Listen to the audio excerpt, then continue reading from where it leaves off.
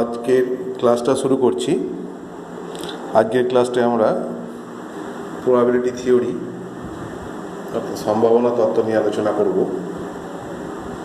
প্রথম যে প্রবলেমটা দেওয়া হচ্ছে ডিসকাশনের জন্য, দেখো, একটি ঝোঁকশূন্য মুদ্রা উৎক্ষেপণের যাদৃচ্ছ পরীক্ষার নমুনা দেশটি লেখুন। ঝোঁকশূন্য মুদ্রা ফেয়ার কয়েন অর্থাৎ হেড এবং টেল যে দুটো বিষয় আছে সেটা সমানভাবেই পড়তে পারে। ঝোঁকশূন্য র্যান্ডম এক্সপেরিমেন্ট যাদৃচ্ছ পরীক্ষা মানে এর নমুনা দেশটি লেখুন। একটা ঝোঁকশূন্য কয়েনের ক্ষেত্রে যেটা বলা হলো হেড এবং টেল,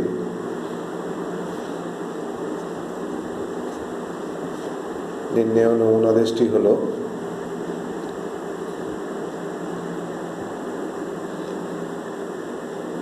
এস, যেটা বলা হয় সাধারণভাবে স্যাম্পল স্পেস, হেড এবং টেল।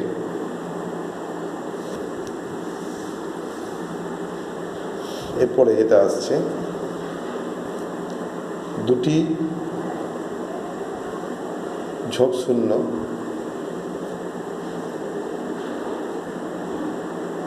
মুদ্রা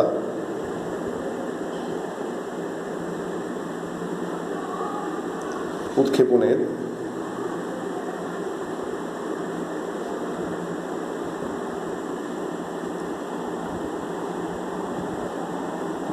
যাদৃচ্ছ পরীক্ষার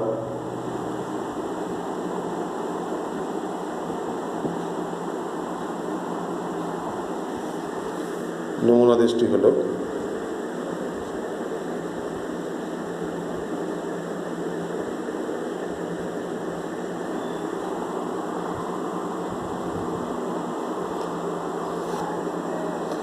S equals to head tail,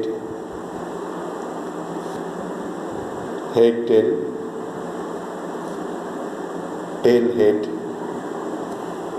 এবং টেল। দুটি ঝোঁকশূন্য মুদ্রা ফেয়ার কয়েন টস করা হচ্ছে।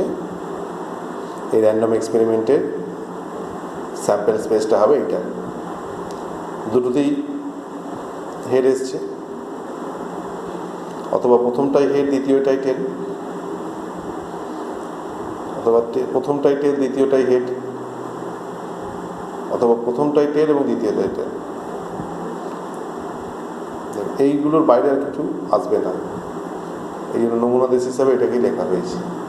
দুটো ঝোঁকশূন্য মুদ্রা উৎক্ষেপণের যাদৃচ্ছ পরীক্ষা নমুনা দেশটা যাই হবে, একটা ঝোঁকশূন্য মুদ্রাকে যদি দুবার টস করা হয় এইটাই আসবে স্যাম্পল স্পেস। একটা ঝোঁকশূন্য মুদ্রা তাকে যদি দুবার টস করি সেক্ষেত্রে প্রথম টসে এবং দ্বিতীয় টসে এইগুলো আসবে। প্রথম টসে হেড, দ্বিতীয় টসেও হেড। প্রথম টসে হেড, দ্বিতীয় টসে টেল আসবে।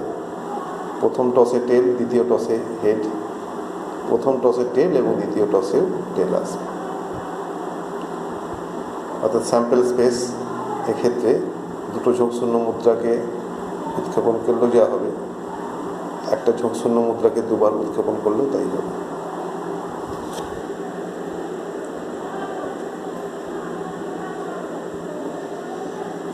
একটি মুদ্রা অর্থাৎ একটি, আমাদের এখানে ঝোঁকশূন্য মুদ্রাই থাকবে, একটি ঝোঁকশূন্য মুদ্রা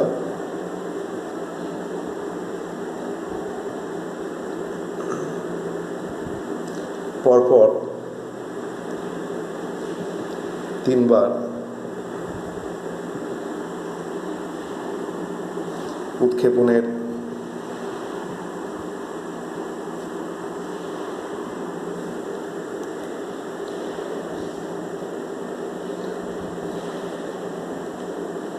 যাদৃচ্ছ পরীক্ষার নমুনা দেশটি হলো S equals to head, head, head পরপর 3 বার তারপরে দুবার করে হেড, একবার করে tail, head head tail, head tail head, tail head head. তারপর আসবে দুবার করে টেল, একবার করে head, tail tail head, tail head tail, head tail tail এবং টেল টেল টেল। মোট 8টা পয়েন্ট থাকবে এই নমুনা দেশে। এটা নমুনা বিন্দু বলা হয় এগুলোকে। একটি ঝোঁকশূন্য মুদ্রা পরপর 3বার উৎক্ষেপণের যদিচ্ছ পরীক্ষা নমুনা দেশটি হলো এটা। এখানে একটি ঝোঁকশূন্য মুদ্রার ক্ষেত্রে পরপর 3বার এই বিষয়টি এবং এই র্যান্ডম এক্সপেরিমেন্ট, এবং 3টি ঝোঁকশূন্য মুদ্রা তাকে একবার যদি উৎক্ষেপণ করা হয় নমুনা দেশটা একই আসবে।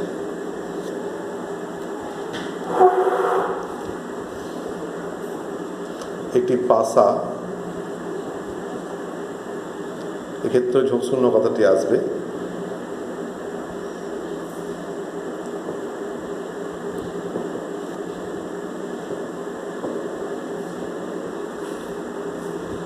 একটি ঝোঁকশূন্য পাসা বা ছক্কা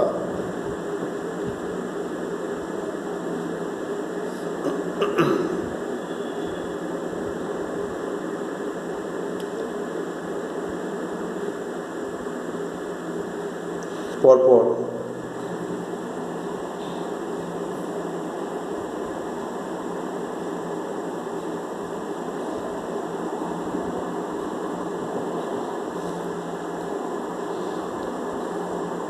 একটি ঝোঁকশূন্য পাসা বা ছক্কা। আচ্ছা, প্রথমে একবার গড়ি দেওয়া হচ্ছে, গড়িয়ে দেওয়ার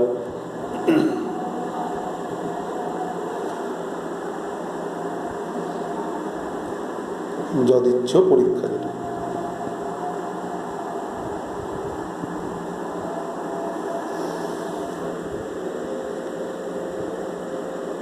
এর নমুনা দেশটি হলো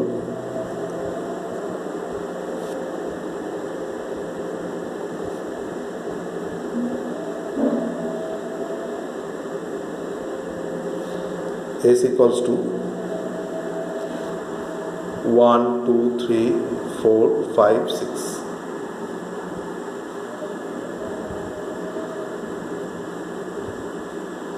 1 2 3 4 5 6। সাধারণ ছক্কা বা পাসা ক্ষেত্রে তার উপরিতলের যে নাম্বার সেটাকে আমরা রেজাল্ট হিসেবে দেখি।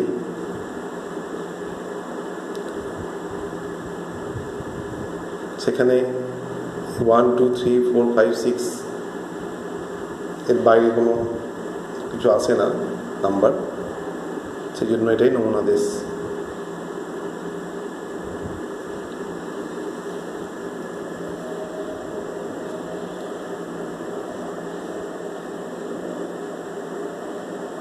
একটি ঝোঁকশূন্য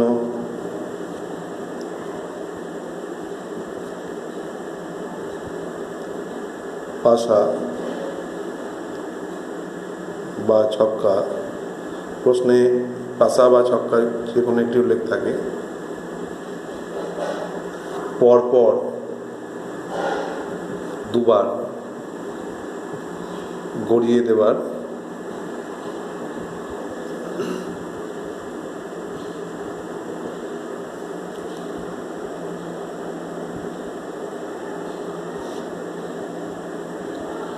যদিচ্ছ পরীক্ষার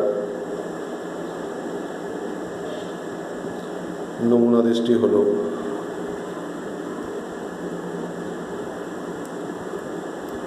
আচ্ছা, নমুনা দেশটি তো এস লিখি আমরা, S equals to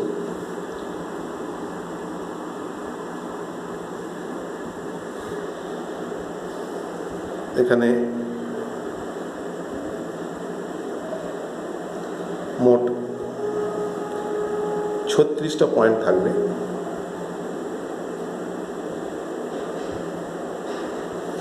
শুরু হবে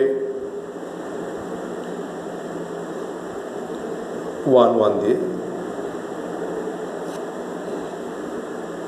তারপর 1-2, অর্থাৎ প্রথম পাশা বা ছক্কায় 1, তারপর এটা তো 1 প্রথম দানে, তারপরে 1-2, 1-3, 1-4, 1-5, 1-6,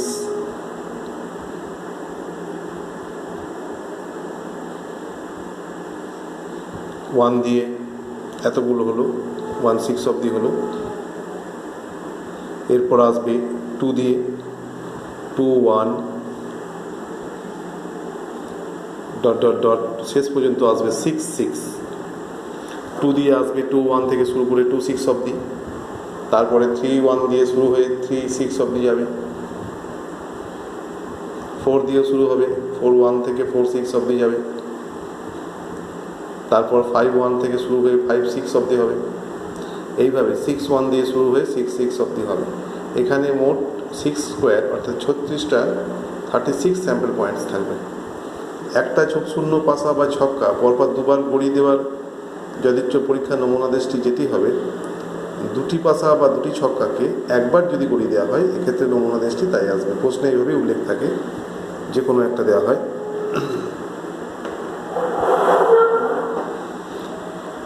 এবং পরে এটা রুল হিসাবেই দেখা দেবে যে একটা ছক্কাকে যদি একবার গড়িয়ে দেওয়া হয়, তাহলে স্যাম্পল পয়েন্টস হচ্ছে 6^1 মানে 6। পরবর্তী ক্ষেত্রে দুবার গড়িয়ে দেওয়া ক্ষেত্রে 6 স্কোয়ার 36, তিনবার গড়িয়ে দেওয়ার ক্ষেত্রে এটা 6 কিউব অর্থাৎ 216 স্যাম্পল পয়েন্টস থাকবে। ইন জেনারেল টস করার ক্ষেত্রে এটি ঝোঁকশূন্য মুদ্রা, তাকে যখন উৎক্ষেপণ করা হচ্ছে, ইন জেনারেল n বার উৎক্ষেপণ করলে তার স্যাম্পল পয়েন্টস হবে 2n, এবং ছক্কার ক্ষেত্রে এটি আসবে, ছক্কা বা ঝোঁকশূন্য পাশার ক্ষেত্রে 6n ইন জেনারেল।